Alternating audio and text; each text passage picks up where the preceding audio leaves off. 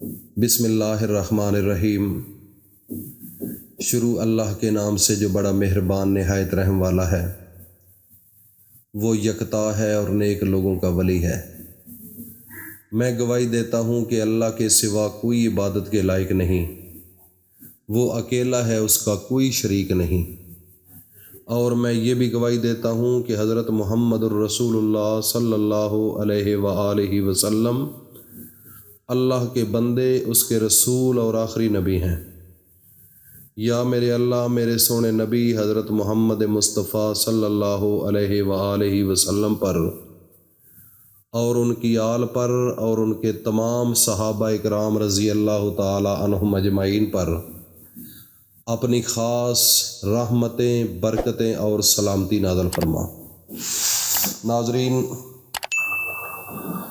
ہم یہ بھی اللہ سے دعا مانگیں گے کہ میرے اللہ ہمارے سننے والے جتنے لوگ ہیں، جو بھی ان کے دل کے اندر خواہشات ہیں، جو بھی جائز حاجات ہیں، میرے اللہ ہم سب مل کر آپ کے دربار میں یہ اپیل کرتے ہیں، گزارش کرتے ہیں کہ یا میرے اللہ ہم سب کے دل کی خواہشات کو پورا فرما دے۔ تو ناظرین، آج جو وظیفہ ہے بہت اہم وظیفہ ہے۔ آپ کو اس وظیفے کے تھمبنیل سے بھی، اس ویڈیو کے تھمبنیل سے معلوم ہو چکا ہے کہ کسی انسان کو قابو کرنے کا طریقہ کیا ہے، اور اللہ کا وہ کون سا نام ہے جس کو پڑھنے سے وہ انسان آپ کے قابو میں آ جائے، آپ کے ہاتھ میں آ جائے۔ تو سب سے پہلے یہ بات جاننا ضروری ہے کہ یہ ممکن ہے، یہ ممکن ہے۔ جس طرح پورے نبیوں میں سارے نبیوں کے سردار ہمارے نبی ہیں، تو اسی طریقے سے ساری امتوں کی جو امت سردار ہے وہ امت محمد الرسول اللہ ہے۔ تو ہمارے جو پیغمبر تھے حضرت محمد مصطفیٰ صلی اللہ علیہ وآلہ وسلم، ان کے دور میں دو عمر تھے۔ ایک عمر کا نام تھا عمر بن ہشام، ایک عمر کا نام تھا عمر بن خطاب۔ تو حضرت محمد مصطفیٰ صلی اللہ علیہ وآلہ وسلم نے سوچا کہ یہ دو جو عمر ہیں، ان کا بڑا اس علاقے میں دبدبہ ہے، اور بڑے اچھے لوگ ہیں، بڑے باشعور لوگ ہیں، اور بڑے طاقتور لوگ ہیں۔ اگر ان میں سے ایک عمر ہمارے ساتھ مل جائے تو ہمارا اسلام کا بول بالا ہوگا، ہماری طاقت بڑھ جائے گی، اور اس سے یہ ہوگا کہ ہماری مدد جو ہے وہ اسلام کی خاطر وہ بھی ہونا شروع ہو جائے گی۔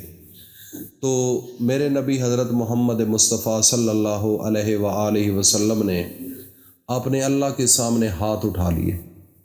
تو اللہ کے سامنے ہاتھ اٹھا کر فرمایا، یا اللہ، یہ دو عمر ہیں،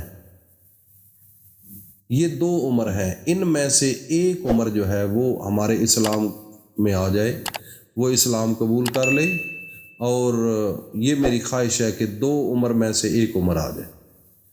تو مانگنا تو کوئی جرم نہیں، حالانکہ وہ دونوں پہلے کافر تھے۔ تو اللہ تعالیٰ نے جو مناسب سمجھا اس کے دل کو پھیر دیا۔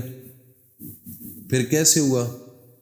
پیچھے طاقت تھی حضرت محمد مصطفیٰ کی دعا کی، اور اللہ کے ذکر کی، اللہ کے ناموں کی پاور تھی۔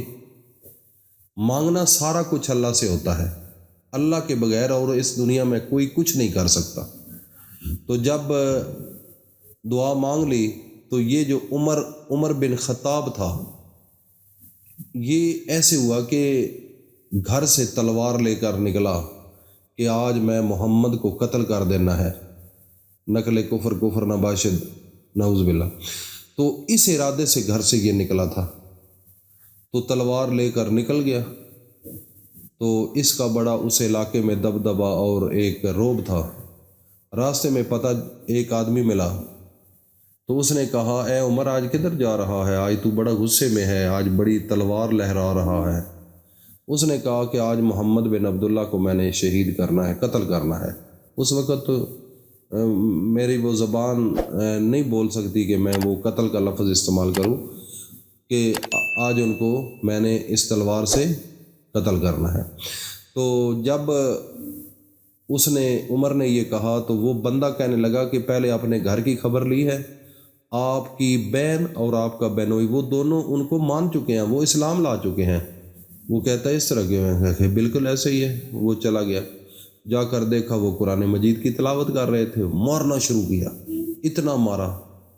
پھر وہ تھوڑی دیر کے بعد مار مار کے جب تھک گیا تو بیٹھ گیا۔ جب بیٹھا تو کہنے لگا پھر پڑھو۔ کیا پڑھ رہے تھے؟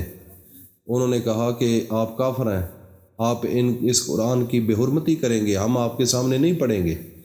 اس نے کہا نہیں کرتا، پڑھو تو جب انہوں نے دوبارہ پڑھنا شروع کیا تو اللہ کا قرآن تھا، اس کے اندر طاقت تھی، پیچھے میرے نبی کی دعا تھی۔